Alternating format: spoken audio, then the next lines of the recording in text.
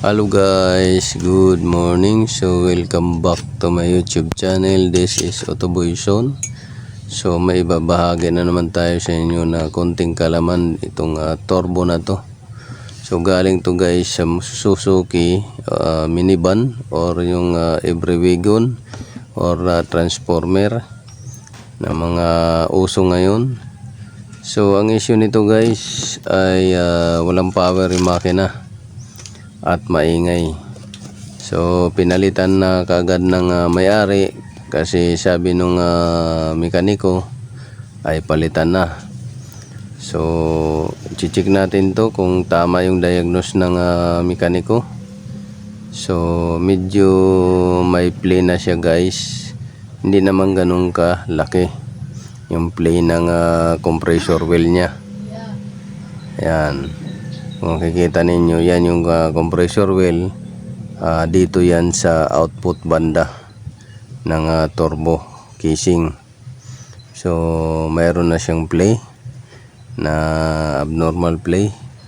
Tapos dito sa turbine well ay mayroon din siyang play. So yan, may possible yan guys na mag low power yung makina ninyo.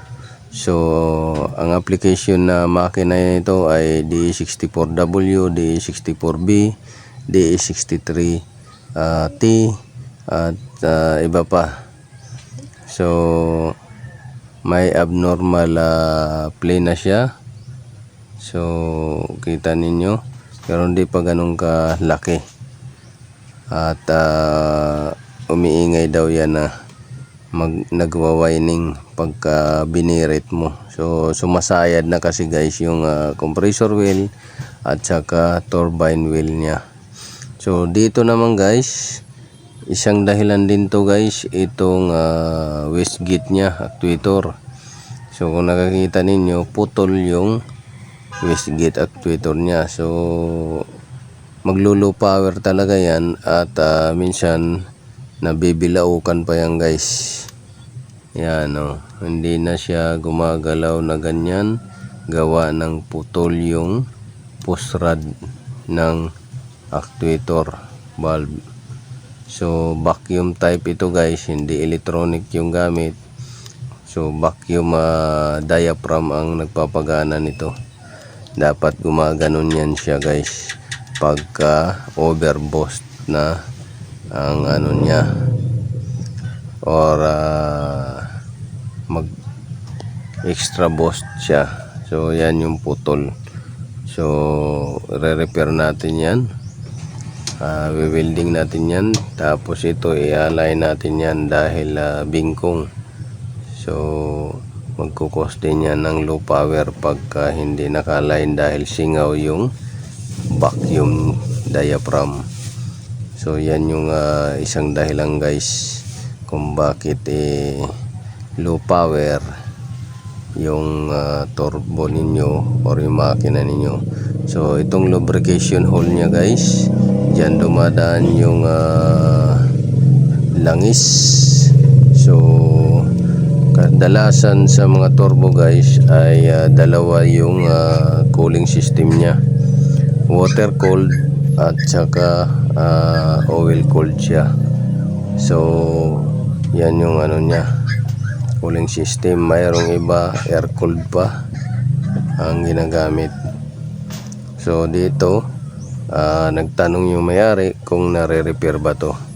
So nare-repair yan guys dahil si Otoboy Zone ay marunong mag-repair ng turbo.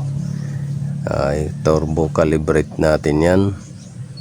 At bibili tayo ng mga pyesa rebuild kit.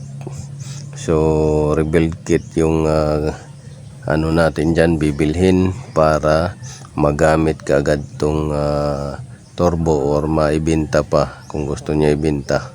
So itong turbo na to guys ay nagkakahalaga ng around 15 to 17,000.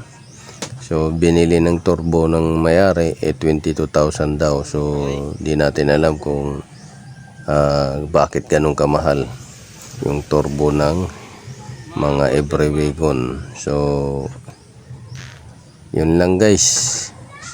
Maraming salamat sa nakikinig, nanood at nagsuporta ng ating YouTube channel. So don't forget to like, share, subscribe my YouTube channel kung nagustuhan nyo to guys. At share na rin ninyo sa mga kaibigan ninyo na may mga problema sa low power na turbo or with turbo at charger yung makina nila.